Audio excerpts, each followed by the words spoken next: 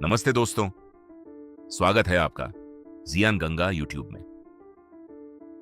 आज की वीडियो शुरू करने से पहले मैं बस एक बात पूछना चाहता हूं। क्या कभी ऐसा हुआ है कि दिन भर काम किया, रात को थके हुए बिस्तर पर गए, लेकिन दिमाग था कि बंद होने का नाम ही नहीं ले रहा? क्या तुमने कभी रात को बिस्तर पर लेटे हुए महसूस किया है कि नींद आ नहीं रही, आंखें बंद हैं लेकिन दिमाग बंद नहीं हो रहा?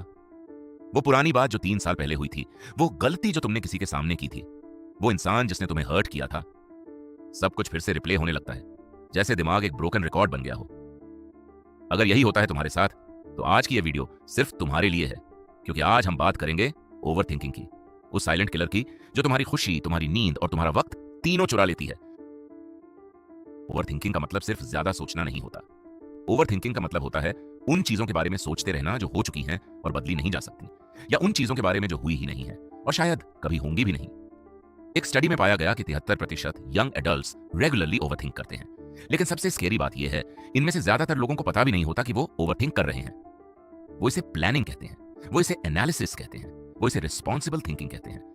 लेकिन सच ये है, जो थिंकिंग तुम्हें आगे नहीं ले जाती, वो सिर्फ तुम्हें तोड़ती है। सोचो, एक इंसान है अर्जुन। वो एक नई जॉब के लिए अप्लाई करना चाहता है, लेकिन वो रोज सोचता है, क्या होगा अगर मैं रिजेक्ट हो गया? क्या होगा अगर मैं वहां फिट नहीं हुआ? क्या लोग मुझे सीरियसली लेंगे? और इस सोचने में एक हफ्ता निकल जाता है, फिर 1 महीना, फिर 6 महीने, और एक दिन वो देखता है कि उसके दोस्त आगे बढ़ गए, वो वहीं खड़ा है। यही है ओवरथिंकिंग का असली नुकसान। ये तुम्हें एक्शन लेने से रोकती है, ये तुम्हें प्रेजेंट में जीने से रोकती है, ये तुम्हारी एनर्जी ड्रेन करती है बिना कुछ प्रोड्यूस किए। और सबसे बड़ी बात, ओवरथिंकिंग कोई प्रॉब्लम सॉल्व नहीं करती, वो सिर्फ प्रॉब्लम्स को बड़ा करती है। अब सवाल यह है, ये आती कहां से है? ओवरथिंकिंग की जड़ होती है फियर, डर। डर फेलियर का, डर रिजेक्शन का, डर कि लोग क्या सोचेंगे, डर कि मैं काफी नहीं हूं। और ये डर कहां से आता है? पास्ट से, उन पुरानी मेमोरीज से, जब तुम्हें हर्ट हुआ था, जब तुम फेल हुए थे, जब किसी ने तुम्हें रिजेक्ट किया था। तुम्हारा दिमाग उन मेमोरीज को याद रखता है ताकि तुम्हें दोबारा उस दर्द से बचा सके। लेकिन प्रॉब्लम यह है, दिमाग इतना प्रोटेक्टिव हो जाता है कि वो तुम्हें कुछ भी नया ट्राई करने से रोकने लगता है।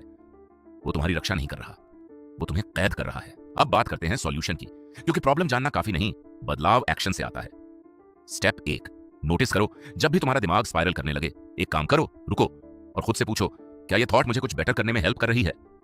अगर जवाब नहीं है, तो वो थॉट तुम्हारी दुश्मन है, उसे जाने दो।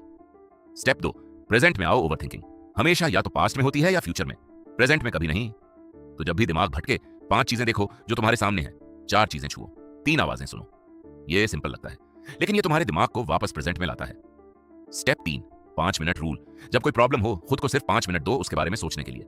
5 मिनट में सोल्यूशन निकालो। अगर नहीं निकला तो उसे लिख दो और आगे बढ़ो, क्योंकि कुछ प्रॉब्लम्स का सोल्यूशन टाइम के साथ आता है, लगातार सोचने से नहीं। स्टेप 4, एक्शन लो, चाहे छोटा ही सही। ओवरथिंकिंग तब टूटती है जब तुम कुछ करते हो, कुछ भी। ईमेल भेजो, एक पेज लिखो, एक कॉल करो।